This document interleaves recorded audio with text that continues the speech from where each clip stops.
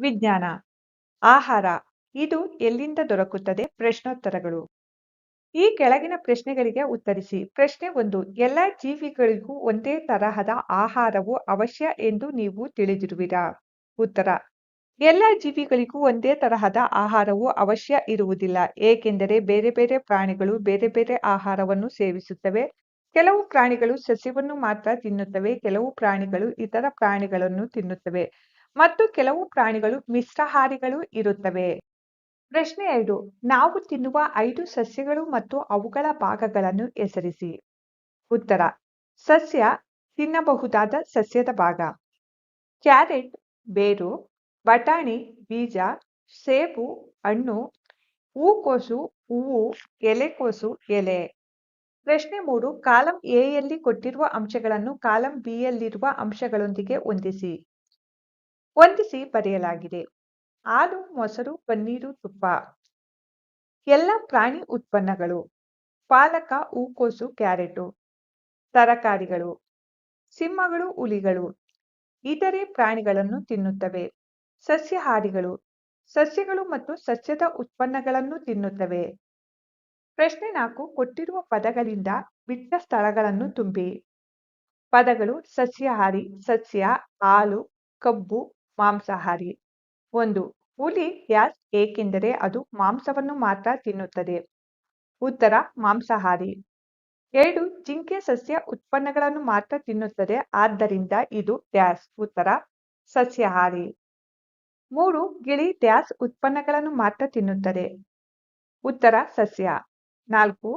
ಹಸುಗಳು, ಎಮ್ಮೆಗಳು ಮತ್ತು ಮೇಕೆಗಳಿಂದ ದೊರೆತ ನಾವು ಕುಡಿಯುವ ಒಂದು ಪ್ರಾಣಿಜನ್ಯ ಉತ್ಪನ್ನ ಡ್ಯಾಸ್. ಉತ್ತರ. ಹಾಲು. 5. ನಮಗೆ ಸಕ್ಕರೆಯು ದೊರೆಯುವ ಮೂಲ ಡ್ಯಾಸ್. ಉತ್ತರ. ಕಬ್ಬು. ವಿಜ್ಞಾನ. ಆಹಾರದ ಘಟಕಗಳು. ಪ್ರಶ್ನೋತ್ತರ. ಈ ಕೆಳಗಿನ ಪ್ರಶ್ನೆಗಳಿಗೆ ಉತ್ತರಿಸಿ. ಪ್ರಶ್ನೆ 1. ನಮ್ಮ ಆಹಾರದಲ್ಲಿನ ಪ್ರಮುಖ ಪೋಷಕಾಂಶಗಳನ್ನು ಹೆಸರಿಸಿ. ಉತ್ತರ. ನಮ್ಮ ಆಹಾರದಲ್ಲಿನ ಪ್ರಮುಖ ಪೋಷಕಾಂಶಗಳು ಕಾರ್ಬೋಹೈಡ್ರೇಟ್ಗಳು, ಪ್ರೋಟೀನ್ಗಳು, ಕೊಬ್ಬು, ವಿಟಮಿನ್ಗಳು ಮತ್ತು ಖನಿಜಗಳು. ಇವುಗಳ ಜೊತೆಗೆ ನೀರು ಮತ್ತು ನಾರು ಪದಾರ್ಥಗಳನ್ನು ಸಹ ಆಹಾರ ಒಳಗೊಂಡಿರುತ್ತದೆ. ಕೆಳಗಿನವುಗಳನ್ನು ಹೆಸರಿಸಿ. 1. ನಮ್ಮ ದೇಹಕ್ಕೆ ಮುಖ್ಯವಾಗಿ ಶಕ್ತಿಯನ್ನು ಕೊಡುವ ಪೋಷಕಗಳು ಕಾರ್ಬೋಹೈಡ್ರೇಟ್ಗಳು ಮತ್ತು ಕೊಬ್ಬು.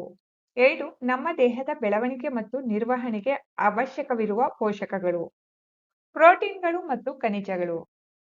3. ಉತ್ತಮ ದೃಷ್ಟಿಯನ್ನು ಕಾಪಾಡಿಕೊಳ್ಳಲು ಅಗತ್ಯವಾದ ವಿಟಮಿನ್ ಎ.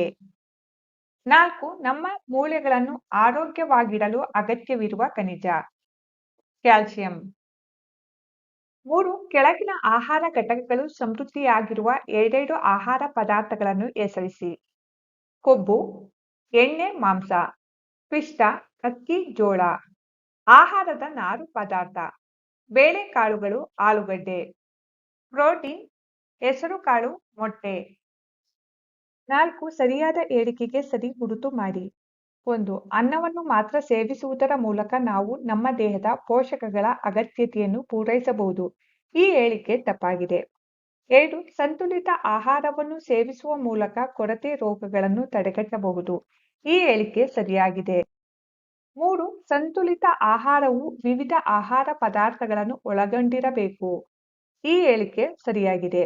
4. ದೇಹಕ್ಕೆ ಎಲ್ಲ ಪೋಷಕಗಳನ್ನು ಒದಗಿಸಲು ಮಾಂಸ ಮಾತ್ರ ಸಾಕು. ಈ ಹೇಳಿಕೆ ತಪ್ಪಾಗಿದೆ. ಖಾಲಿ ಜಾಗಗಳನ್ನು ಭರ್ತಿ ಮಾಡಿ. 1. ವಿಟಮಿನ್ ಡಿ ಕೊರತೆಯಿಂದ ಡ್ಯಾಸ್ ರೋಗ ಉಂಟಾಗುತ್ತದೆ. ಉತ್ತರ. ರಿಕೆಟ್ಸ್. 2. ಬೇರಿ ಬೇರಿ ರೋಗವು ಡ್ಯಾಸ್ ನ ಕೊರತೆಯಿಂದ ಉಂಟಾಗುತ್ತದೆ. ಉತ್ತರ. Vitamin B. 3. ವಿಟಮಿನ್ ಸಿ ಕೊರತೆಯು ಡ್ಯಾಸ್ ರೋಗವನ್ನು ಉಂಟುಮಾಡುತ್ತದೆ. ಉತ್ತರ. ಸ್ಕರ್ವಿ.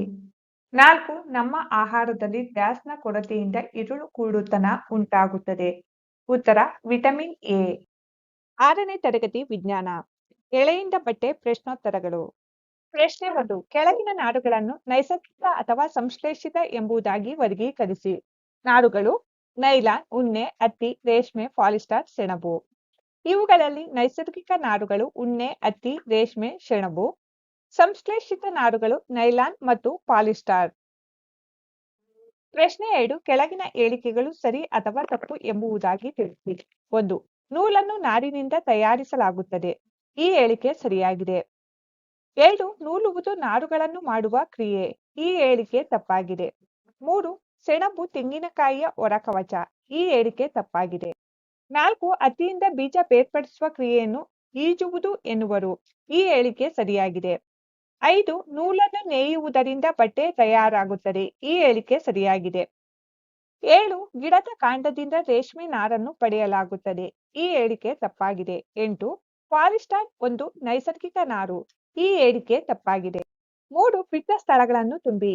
1 ಸಸ್ಯದ ನಾರುಗಳನ್ನು ಡ್ಯಾಶ್ ಮತ್ತು ಡ್ಯಾಶ್ಗಳಿಂದ ಪಡೆಯಲಾಗುತ್ತದೆ. ಉತ್ತರ ಹತ್ತಿ ಮತ್ತು ಸೆಣಬು. 2 ಪ್ರಾಣಿಯ ನಾರುಗಳು ಡ್ಯಾಶ್ ಮತ್ತು ಡ್ಯಾಶ್. ಉತ್ತರ ಉಣ್ಣೆ ಮತ್ತು ರೇಷ್ಮೆ. ಪ್ರಶ್ನೆ 4 ಸಸ್ಯದ ಯಾವ ಭಾಗಗಳಿಂದ ಹತ್ತಿ ಮತ್ತು ಸೆಣಬುಗಳನ್ನು ಪಡೆಯಲಾಗುತ್ತದೆ. ಉತ್ತರ ಹತ್ತಿಯನ್ನು ಹತ್ತಿ ಸಸ್ಯದ ಹಣ್ಣಿನಿಂದ ಪಡೆಯಲಾಗುತ್ತದೆ. ಸೆಣಬಿನ ನಾರುಗಳನ್ನು ಸೆಣಬಿನ ಸಸ್ಯಗಳ ಕಾಂಡದಿಂದ ಪಡೆಯಲಾಗುತ್ತದೆ. ಪ್ರಶ್ನೆ 4 ತೆಂಗಿನ ನಾರಿನಿಂದ ತಯಾರಾಗುವ 2 ವಸ್ತುಗಳನ್ನು ಹೆಸರಿಸಿ. ಉತ್ತರ ತೆಂಗಿನ ನಾರಿನಿಂದ ತಯಾರಾದ 2 ವಸ್ತುಗಳು 1 ಹಗ್ಗಗಳು 2 ಬುಟ್ಟಿಗಳು. ಪ್ರಶ್ನೆ 6 ನಾರಿನಿಂದ ನೂಲನ್ನು ತಯಾರಿಸುವ ಕ್ರಿಯೆಯನ್ನು ವಿವರಿಸಿ. ಉತ್ತರ ನಾರುಗಳಿಂದ ನೂಲು ತಯಾರಿಸುವ ಕ್ರಿಯೆಯನ್ನು ನೂಲುವುದು ಎನ್ನುವರು. ಈ ಕ್ರಿಯೆಯಲ್ಲಿ ಹತ್ತಿಯ ರಾಶಿಯಿಂದ ನಾರುಗಳನ್ನು ಹೊರ ಎಳೆದು ಎಣೆಯಲಾಗುವುದು. ಇದರಿಂದ ನಾರುಗಳು ಒಟ್ಟಾಗಿ ನೂಲಿನ ರೂಪ ಬರುತ್ತದೆ. ನೂಲುವಲ್ಲಿ ಬಳಸುವ 2 ಸಾಧನಗಳು ತಕಳಿ ಮತ್ತು ಚರಕ. ಅಧ್ಯಾಯ 4 ಪದಾರ್ಥಗಳನ್ನು ಗುಂಪುಗಳಾಗಿ ವರ್ಗೀಕರಿಸುವುದು. ಪ್ರಶ್ನೋತ್ತರ. ಪ್ರಶ್ನೆ 1 ಮರದಿಂದ ತಯಾರಿಸಬಹುದಾದ 5 ವಸ್ತುಗಳನ್ನು ಹೆಸರಿಸಿ. ಉತ್ತರ ಮಂಚ, ಬಾಗಿಲು, ಎತ್ತಿನ ಬಂಡಿ, ಮೇಜು, ಕುರ್ಚಿ ಇವು ಮರದಿಂದ ತಯಾರಿಸಬಹುದಾದ 5 ವಸ್ತುಗಳು. ಪ್ರಶ್ನೆ 2 ಕೆಳಗಿನವುಗಳಲ್ಲಿ ಹೊಳೆಯುವ ವಸ್ತುಗಳನ್ನು ಹೆಸರಿಸಿ. ವಸ್ತುಗಳು ಗಾಜಿನ ಪಾತ್ರೆ, ಪ್ಲಾಸ್ಟಿಕ್ ಆಟಿಕೆ, ಸ್ಟೀಲ್ ಚಮಚ, ಹತ್ತಿಯ ಅಂಗಿ.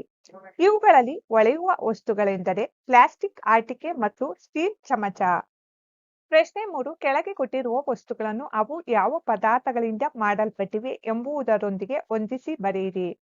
ಒಂದು ವಸ್ತುವು ಒಂದಕ್ಕಿಂತ ಹೆಚ್ಚು ಪದಾರ್ಥಗಳಿಂದ ತಯಾರಿಸಬಹುದು ಮತ್ತು ಒಂದು ಪದಾರ್ಥವು ಹಲವು ವಸ್ತುಗಳ ತಯಾರಿಕೆಯಲ್ಲಿ ಬಳಕೆಯಾಗಬಹುದು ಎಂಬುದನ್ನು ನೆನಪಿಡಿ. ವಸ್ತುಗಳು ಮತ್ತು ಪದಾರ್ಥಗಳು. ಹೊಂದಿಸಿ ಬರೆದಿರುವ ವಸ್ತುಗಳು ಮತ್ತು ಪದಾರ್ಥಗಳು.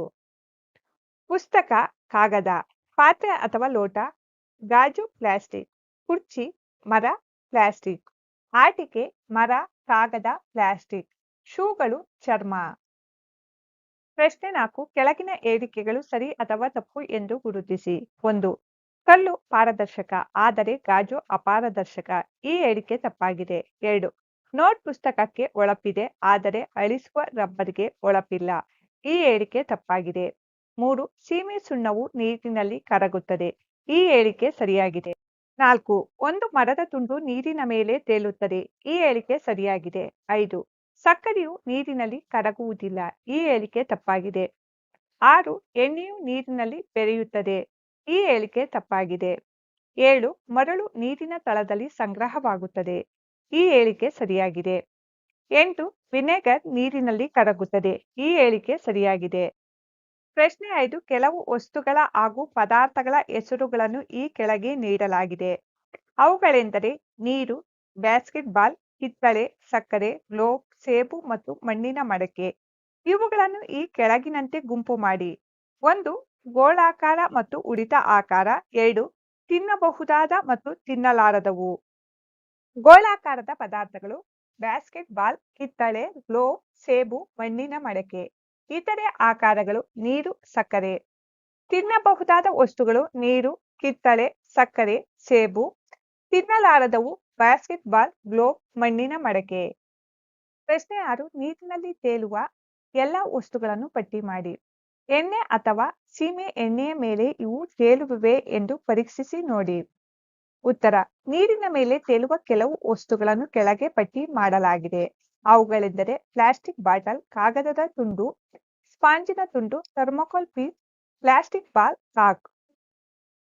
ಅಂದಾಗ್ಯೂ ಈ ವಸ್ತುಗಳು ತೈಲ ಅಥವಾ ಸೀಮೆ ಎಣ್ಣೆಯ ಮೇಲೆ ತೇಲುತ್ತವೆ. ಕೆಳಗಿನವುಗಳಲ್ಲಿ ಗುಂಪಿಗೆ ಸೇರದ ಪದವನ್ನು ಗುರುತಿಸಿ. 1 ಕುರ್ಚಿ, ಹಾಸಿಗೆ, ಟೇಬಲ್, ಮಗು, ಬೀರು. ಗುಂಪಿಗೆ ಸೇರದ ಪದ ಮಗು. ಗುಲಾಬಿ, ಮಲ್ಲಿಗೆ, ದೋಣಿ, ಚೆಂಡು ಹೂವು, ಕಮಲ. ಗುಂಪಿಗೆ ಸೇರದ ಪದ ದೋಣಿ.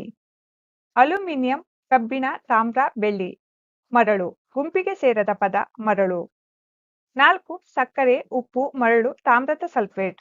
ಗುಂಪಿಗೆ ಸೇರದ ಪದ ಮರಳು. ಅಧ್ಯಾಯ 5 ಪದಾರ್ಥಗಳನ್ನು ಬೇರ್ಪಡಿಸುವಿಕೆ ಪ್ರಶ್ನೋತ್ತರಗಳು. ಪ್ರಶ್ನೆ 1 ಒಂದು ಮಿಶ್ರಣದ ವಿವಿಧ ಘಟಕಗಳನ್ನು ನಾವು ಏಕೆ ಬೇರ್ಪಡಿಸಬೇಕು? 2 ಉದಾಹರಣೆಗಳನ್ನು ಕೊಡಿ.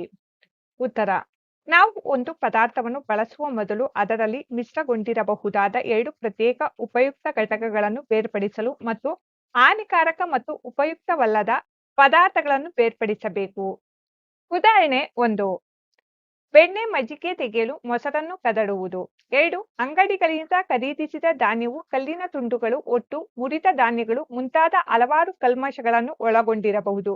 ಹೀಗಾಗಿ ಧಾನ್ಯವನ್ನು ಆ ಕಲ್ಮಶಗಳಿಂದ ಬೇರ್ಪಡಿಸಬೇಕು. ಪ್ರಶ್ನೆ 2 ತೂರುವಿಕೆ ಎಂದರೇನು? ಇದನ್ನು ಎಲ್ಲಿ ಬಳಸುವರು? ಉತ್ತರ: ಮಿಶ್ರಣದ ಘಟಕಗಳನ್ನು ಬೇರ್ಪಡಿಸುವ ವಿಧಾನವನ್ನು ತೂರುವಿಕೆ ಎನ್ನುವರು.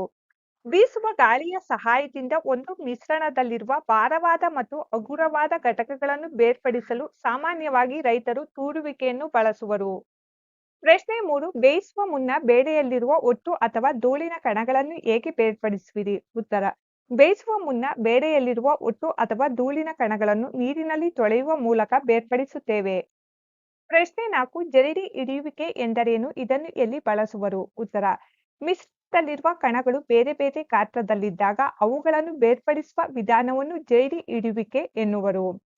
ಮಿಶ್ರಣದಲ್ಲಿರುವ ಕಣಗಳು ಬೇರೆ ಬೇರೆ ಗಾತ್ರದಲ್ಲಿದ್ದಾಗ ಜರಡಿ ಹಿಡಿಯುವಿಕೆಯನ್ನು ಬಳಸುತ್ತಾರೆ. ಅವುಗಳೆಂದರೆ ಮನೆಗಳಲ್ಲಿ ಗೋಧಿ, ರಾಗಿ, ಮೈದಾ ಇತ್ಯಾದಿ ಹಿಟ್ಟುಗಳನ್ನು ಜರಡಿ ಹಿಡಿಯುತ್ತಾರೆ. ಮನೆ ಕಟ್ಟುವ ಜಾಗಗಳಲ್ಲಿ ಮರಳಿನಿಂದ ಕಲ್ಲನ್ನು ಬೇರ್ಪಡಿಸಲು ಜರಡಿ ಹಿಡಿಯುತ್ತಾರೆ. ಪ್ರಶ್ನೆ 5 ಮರಳು ಮತ್ತು ನೀರನ್ನು ಅವುಗಳ ಮಿಶ್ರಣದಿಂದ ಹೇಗೆ ಬೇರ್ಪಡಿಸುವಿರಿ? ಉತ್ತರ: ಮರಳು ಕರಗದ ಮತ್ತು ನೀರಿಗಿಂತ ಭಾರವಾದ ಕಾರಣ ಇದು ಮಿಶ್ರಣವನ್ನು ಹೊಂದಿರುವ ಪಾತ್ರೆಯ ಕೆಳಭಾಗದಲ್ಲಿ ನೆಲೆಗೊಳ್ಳುತ್ತದೆ. ಇದನ್ನು ಗುರುತ್ವ ಬಲದಿಂದ ಬೇರ್ಪಡಿಸುವಿಕೆ ಎನ್ನುವರು. ಈ ಪ್ರಕ್ರಿಯೆಯು ಪೂರ್ಣಗೊಂಡ ನಂತರ ನೀರನ್ನು ನಿಧಾನವಾಗಿ ಮತ್ತೊಂದು ಪಾತ್ರೆಗೆ ಬಸಿಯುವಿಕೆ ಮೂಲಕ ವರ್ಗಾಯಿಸಲಾಗುತ್ತದೆ. ಇದರಿಂದ ಮರಳು ಮೂಲ ಪಾತ್ರೆಯಲ್ಲಿ ಉಳಿಯುತ್ತದೆ. ಈ ರೀತಿಯಾಗಿ ಗುರುತ್ವ ಬಲದಿಂದ ಬೇರ್ಪಡಿಸುವಿಕೆ ಮತ್ತು ಬಸಿಯುವಿಕೆಯಿಂದ ಮಿಶ್ರಣದ 2 ಘಟಕಗಳನ್ನು ಬೇರ್ಪಡಿಸಬಹುದು. ಪ್ರಶ್ನೆ 6 ಗೋಧಿ ಹಿಟ್ಟಿನಲ್ಲಿ ಮಿಶ್ರಣಗೊಂಡಿರುವ ಸಕ್ಕರೆಯನ್ನು ಬೇರೆ ಮಾಡಲು ಸಾಧ್ಯವೇ? ಹೌದು ಎಂದಾದರೆ ಇದನ್ನು ಹೇಗೆ ಮಾಡುವಿರಿ? ಉತ್ತರ: ಹೌದು. ಸಕ್ಕರೆ ಮತ್ತು ಗೋಧಿ ಹಿಟ್ಟಿನ ಮಿಶ್ರಣವನ್ನು ಪ್ರತ್ಯೇಕಿಸಲು ಸಾಧ್ಯವಿದೆ. ಜರಡಿ ಪ್ರಕ್ರಿಯೆಯಿಂದ ಇದನ್ನು ಮಾಡಬಹುದು. ಸಕ್ಕರೆಯಲ್ಲಿನ ಗೋಧಿ ಹಿಟ್ಟಿನ ಮಿಶ್ರಣವು ಸಣ್ಣ ಜರಡಿಯ ಮೂಲಕ ಹಾದು ಹೋಗಲು ಅನುಮತಿಸಿದರೆ ಉತ್ತಮವಾದ ಗೋಧಿ ಹಿಟ್ಟಿನ ಕಣಗಳು ಜರಡಿ ಮೂಲಕ ಹಾದು ಹೋಗುತ್ತವೆ. ಸಕ್ಕರೆಯ ಕಣಗಳು ಜರಡಿಯಲ್ಲಿ ಉಳಿದುಕೊಳ್ಳುತ್ತವೆ. ಪ್ರಶ್ನೆ 7 ಮಣ್ಣು ಮಿಶ್ರಿತ ನೀರಿನ ಮಾದರಿಯಿಂದ ನೀವು ಸ್ವಚ್ಛ ನೀರನ್ನು ಹೇಗೆ ಪಡೆಯುತ್ತೀರಿ? ಉತ್ತರ: ಮಣ್ಣು ಮಿಶ್ರಿತ ನೀರಿನ ಮಾದರಿಯನ್ನು ಉತ್ತಮವಾದ ರಂಧ್ರಗಳನ್ನು ಹೊಂದಿರುವ ಬಟ್ಟೆ ಅಥವಾ ಸೋಸು ಕಾಗದದ ಮೇಲೆ ಸುರಿಯಲಾಗುತ್ತದೆ. ಸ್ವಚ್ಛ ನೀರು ಫಿಲ್ಟರಿಂಗ್ ಮಾಧ್ಯಮದ ಮೂಲಕ ಹಾದು ಹೋಗುತ್ತಾ ಮಣ್ಣನ್ನು ಬಿಟ್ಟು ಹೋಗುತ್ತದೆ. ಈ ರೀತಿಯ ಶುದ್ಧೀಕರಿಸುವ ವಿಧಾನದಿಂದ ಮಣ್ಣು ಮಿಶ್ರಿತ ನೀರಿನ ಮಾದರಿಯಿಂದ ಸ್ವಚ್ಛ ನೀರನ್ನು ನಾವು ಪಡೆಯಬಹುದು. ಪ್ರಶ್ನೆ 8 ಬಿಟ್ಟ ಸ್ಥಳ ತುಂಬಿ. 1 ಪೈರಿನಿಂದ ಭತ್ತದ ಕಾಳುಗಳನ್ನು ಬೇರ್ಪಡಿಸುವ ವಿಧಾನವನ್ನು ಡ್ಯಾಶ್ ಎನ್ನುವರು. ಉತ್ತರ: ಬಡಿಯುವಿಕೆ.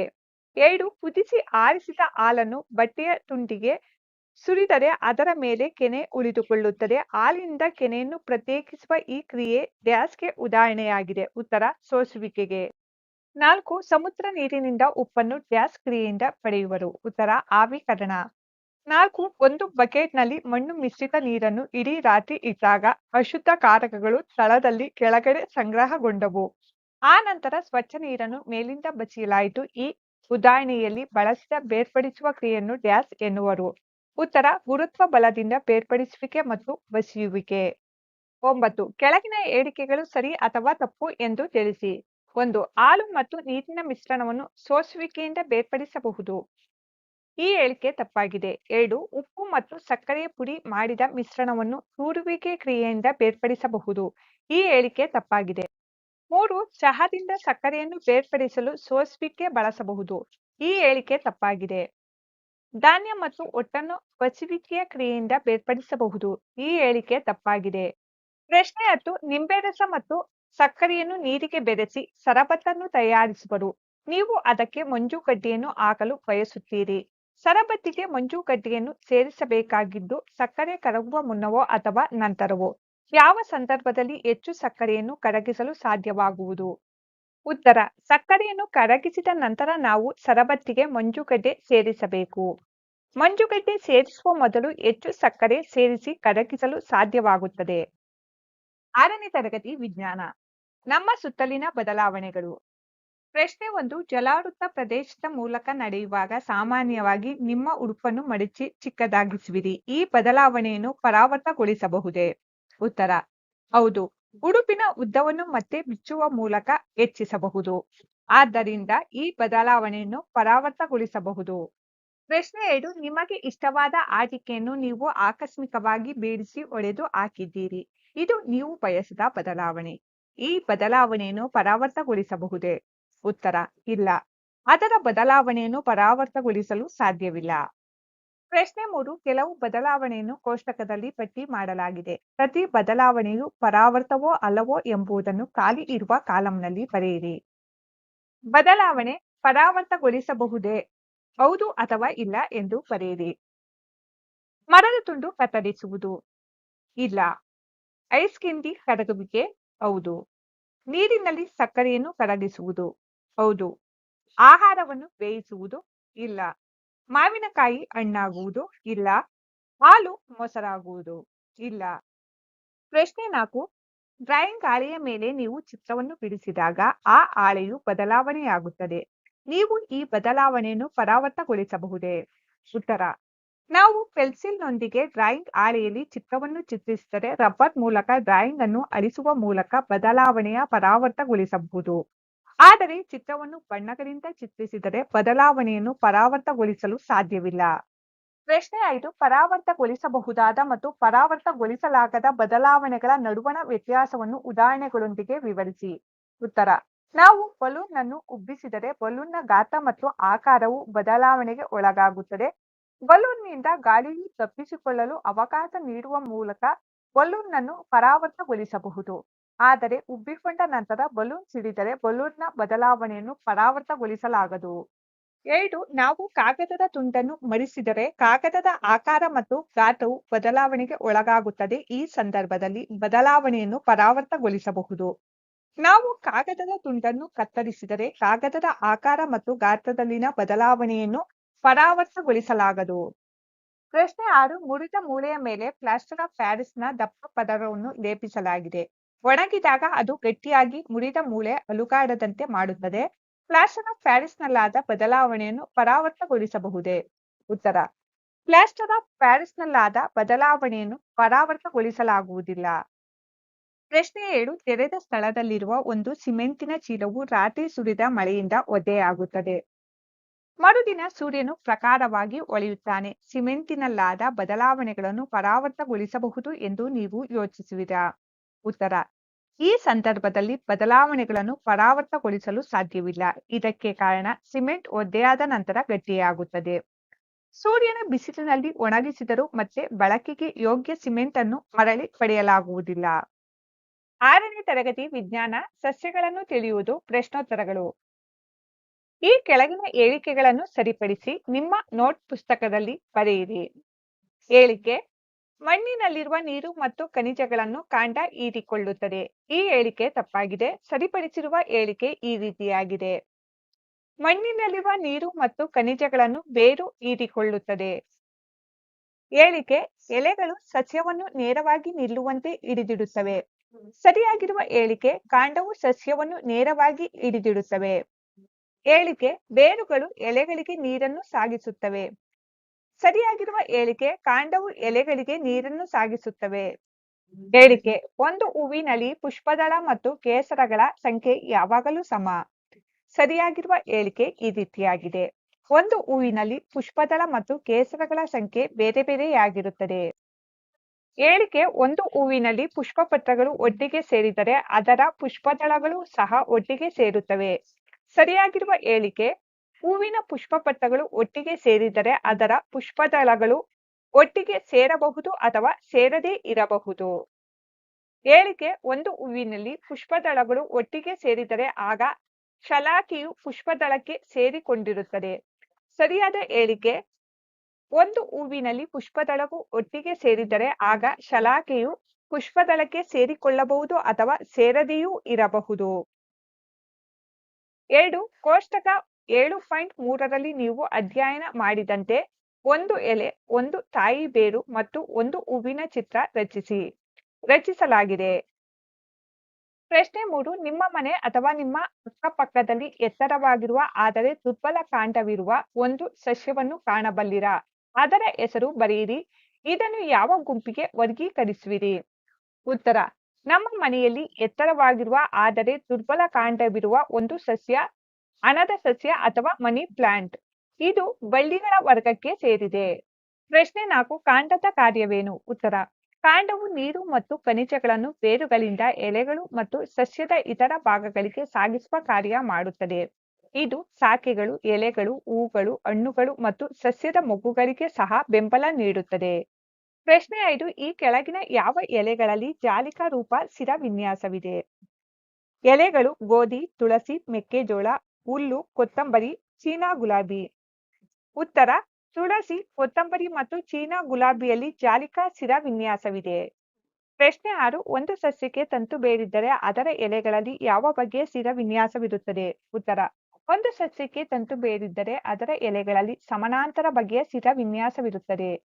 ಪ್ರಶ್ನೆ 7. ಒಂದು ಸಸ್ಯದ ಎಲೆಗಳಲ್ಲಿ ಜಾಲಿಕ ರೂಪ ಸ್ಥಿರ ವಿನ್ಯಾಸವಿದ್ದರೆ ಅದರಲ್ಲಿ ಯಾವ ಬಗೆಯ ಬೇರುಗಳಿರುತ್ತವೆ? ಉತ್ತರ: ಒಂದು ಸಸ್ಯದ ಎಲೆಗಳಲ್ಲಿ ಜಾಲಿಕ ರೂಪ ಸ್ಥಿರ ವಿನ್ಯಾಸವಿದ್ದರೆ ಅದರಲ್ಲಿ ತಾಯಿ ಬೇರುಗಳಿರುತ್ತವೆ. ಪ್ರಶ್ನೆ 8. ಕಾಗದದ ಹಾಳೆಯ ಮೇಲಿರುವ ಎಲೆಯ ಅಚ್ಚನ್ನು ನೋಡಿ. ಅದರ ಸಸ್ಯದಲ್ಲಿ ತಾಯಿ ಬೇರು ಇದೆಯೇ ಅಥವಾ ತಂತು ಬೇರು ಇದೆಯೇ ಎಂದು ಕಂಡು ಹಿಡಿಯಲು ನಿಮಗೆ ಸಾಧ್ಯವೇ? ಉತ್ತರ: ಸಾಧ್ಯವಿದೆ. ಎಲೆಯಲ್ಲಿ ಜಾಲಿಕ ರೂಪ ಸ್ಥಿರ ವಿನ್ಯಾಸವಿದ್ದರೆ ಸಸ್ಯ ತಾಯಿ ಬೇರು ಹೊಂದಿದೆ. ಎಲೆಯಲ್ಲಿ ಸಮಾನಾಂತರ ಸ್ಥಿರ ವಿನ್ಯಾಸವಿದ್ದರೆ ಸಸ್ಯ ತಂತು ಬೇರು ಹೊಂದಿದೆ. ಪ್ರಶ್ನೆ 9. ಹೂವಿನ ಭಾಗಗಳು ಯಾವುವು? ಉತ್ತರ: ಹೂವಿನ ಮುಖ್ಯ ಭಾಗಗಳು ಪುಷ್ಪದಳಗಳು, ಪುಷ್ಪಪತ್ರಗಳು, ಕೇಸರಗಳು, ಸಲಾಕೆ. ಕೇಸರದ ಭಾಗಗಳು ಕೇಸರದಂಡ, ಪರಾಗಕೋಶ. ಸಲಾಕೆಯ ಭಾಗಗಳು ಶಲಾಕಾಗ್ರ, ಸಲಾಕನಳಿಕೆ, ಅಂಡಾಶಯ. ಪ್ರಶ್ನೆ 10. ಈ ಕೆಳಗಿನ ಯಾವ ಸಸ್ಯಗಳಲ್ಲಿ ಹೂಗಳಿವೆ? ಹುಲ್ಲು, ಮೆಕ್ಕೆಜೋಳ, ಗೋಧಿ, ಮೆಣಸಿನಕಾಯಿ, ಟೊಮೆಟೊ, ತುಳಸಿ, ಅರಳಿ, ಬೀಟೆ ಮರ, ಆಲ, ಮಾವು, ನೇರಳೆ, ಸೀಬೆ, ದಾಳಿಂಬೆ, ಪಪ್ಪಾಯ, ಬಾಳೆ, ನಿಂಬೆ, ಕಬ್ಬು, ಆಲೂಗಡ್ಡೆ, ಕಡಲೆಕಾಯಿ. ಉತ್ತರ: ಕೊಟ್ಟಿರುವ ಎಲ್ಲಾ ಸಸ್ಯಗಳಲ್ಲಿಯೂ ಹೂಗಳು ಇರುತ್ತವೆ. ಆದರೆ ತುಳಸಿ, ಅರಳಿ, ಕಬ್ಬು ಮುಂತಾದ ಕೆಲವು ಸಸ್ಯಗಳಲ್ಲಿ ಹೂಗಳು ಗೋಚರಿಸುವುದಿಲ್ಲ. ಅವು ತುಂಬಾ ಚಿಕ್ಕದಾಗಿದ್ದು ಅವುಗಳನ್ನು ಬದಿಗಳಿಂದ ನೋಡಲಾಗುವುದಿಲ್ಲ. ಮಾವು, ನೇರಳೆ, ಸೀಬೆ, ದಾಳಿಂಬೆ, ಪಪ್ಪಾಯ, ಬಾಳೆ, ನಿಂಬೆ, ಕಬ್ಬು, ಆಲೂಗಡ್ಡೆ, ಕಡಲೆಕಾಯಿ ಮುಂತಾದವುಗಳಲ್ಲಿ ಹೂಗಳು ಕಾಣಿಸುತ್ತವೆ. ಪ್ರಶ್ನೆ 11. ಆಹಾರವನ್ನು ತಯಾರಿಸುವ ಸಸ್ಯದ ಭಾಗ ಮತ್ತು ಕ್ರಿಯೆಯನ್ನು ಹೆಸರಿಸಿ. ಉತ್ತರ: ಆಹಾರವನ್ನು ತಯಾರಿಸುವ ಸಸ್ಯಗಳ ಭಾಗವೆಂದರೆ ಎಲೆ. ಆಹಾರವನ್ನು ತಯಾರಿಸುವ ಪ್ರಕ್ರಿಯೆಯನ್ನು ದ್ಯುತಿ ಸಂಶ್ಲೇಷಣೆ ಎಂದು ಕರೆಯಲಾಗುತ್ತದೆ. ಪ್ರಶ್ನೆ 12. ಹೂವಿನ ಯಾವ ಭಾಗದಲ್ಲಿ ನೀವು ಅಂಡಾಶಯವನ್ನು ಕಾಣುತ್ತೀರಿ? ಉತ್ತರ: ಶಲಾಕೆಯ ಅತ್ಯಂತ ಕೆಳಭಾಗ ಅಂಡಾಶಯವನ್ನು ಹೊಂದಿರುವ ಹೂವಿನ ಭಾಗವಾಗಿದೆ. ಪ್ರಶ್ನೆ 13. ಪುಷ್ಪಪತ್ರಗಳು ಪ್ರತ್ಯೇಕವಿರುವ ಮತ್ತು ಪುಷ್ಪಪತ್ರಗಳು ಸೇರಿರುವ 2 ಸಸ್ಯಗಳನ್ನು ಹೆಸರಿಸಿ. ಉತ್ತರ: ಪುಷ್ಪಪತ್ರ ಸೇರಿರುವ ಸಸ್ಯಗಳು ಪೆರಿವಿಂಕಲ್ ಮತ್ತು ದಾಸವಾಳ. ಪುಷ್ಪಪತ್ರಗಳು ಪ್ರತ್ಯೇಕವಾಗಿರುವ ಸಸ್ಯಗಳು ಗುಲಾಬಿ ಮತ್ತು ಮ್ಯಾಗ್ನೋಲಿಯಾ.